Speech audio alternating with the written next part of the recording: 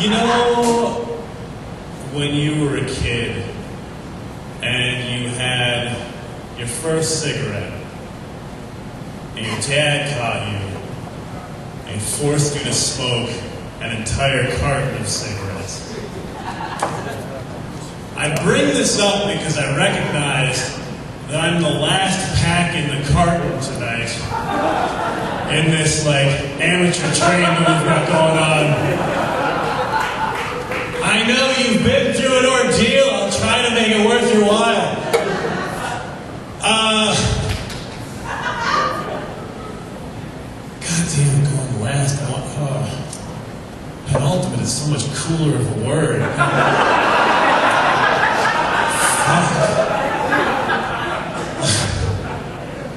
I want to be cool. It's important to me. It's a project that I think America has been going down on. The internet has made nerd culture the cool thing. That can't happen. Nerds can't be cool. The whole point of nerds is to have them build up horrible angst over the course of their entire childhood, and then they put it forward to create amazing technological marvels for us. But no, now nerds are cool, and NASA is shutting down.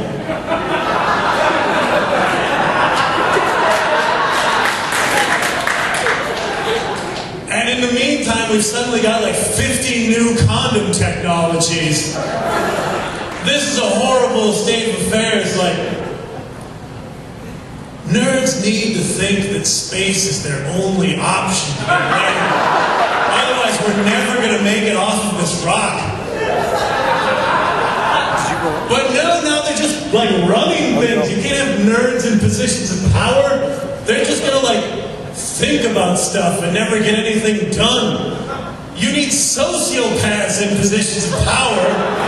Cool people. People who have never known failure in their entire lives. Now we've got all these Chinese Fonzies coming in, taking over the world economy. They've got 4 different tones that they can go A in, they're a superpower. That's why I've decided tonight I'm going to declare my candidacy for president. Running on the cool platform, you guys. It's not really a platform, it's a motorcycle. Just gonna be driving around the countryside going, yeah, boy! Woo! I'm essentially repeating George W.'s campaign. Okay, so first political scandal that I need to reveal on this cool tilt that I'm on. I don't have any tattoos. I don't have any piercings. I skipped over it, and now it's too late. I'm 31. You can't decide to become a tattoo guy post-30s. That's what you're supposed to do in your teens and 20s, when you're stupid. In your 30s, you're supposed to ride the momentum of the cool you build up. So that you have the coolness of having the tattoos, but you also have the added coolness of being totally over it. You're just oh, what, these? Oh my God. What an idiot I was in my 20s. I was just stuck with all these super cool tattoos. So much time just getting tattoos and having sex, and yeah, everybody wanted it.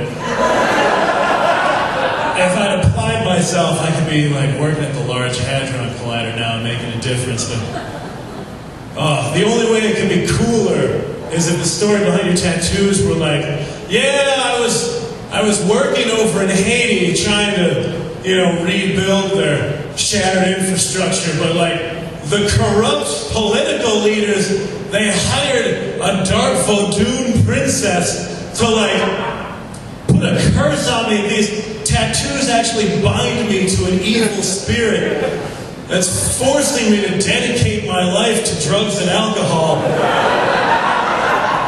And the only way to break the spell is to become the greatest metal guitar player the world has ever seen. Culminating in winning this battle of the bands tonight. 1, 2, 3!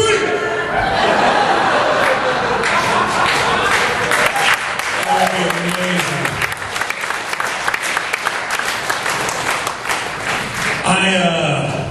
I skipped over tattoos and piercings. I did, though, cover my body in stretch marks, which I would argue that is the avant-garde body modification. Like, we're over tattoos and piercings. We've accepted them into the culture.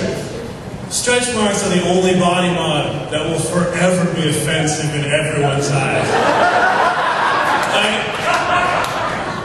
The stretch marks on my biceps, which I'm covering for your protection. You get a load of these and you know, hey man, you don't fuck with me. My weight fluctuations are crazy. Sure, you might be able to kick my ass right now. Next time you see me, I could be twice this size.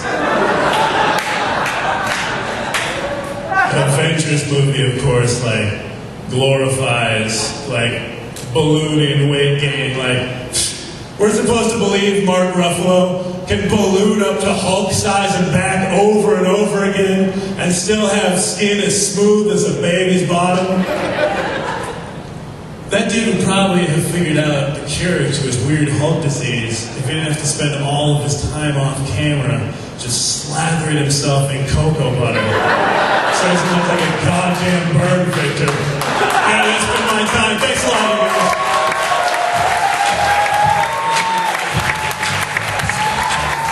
Your ultimate contestant, Mike Linden. Let him hear it. Complain a lot about nerds being cool and hip these days, but seriously, that's what allows him to pass himself off as cool. Right? Judges? Who is that? Nate Abshire. Oh, speaking of fucking cool, Nate Abshire.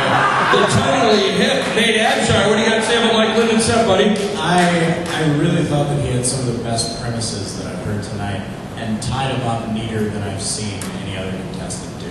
Yeah! The nerd scientist thing was really great, and then something else that I forgot was also really great.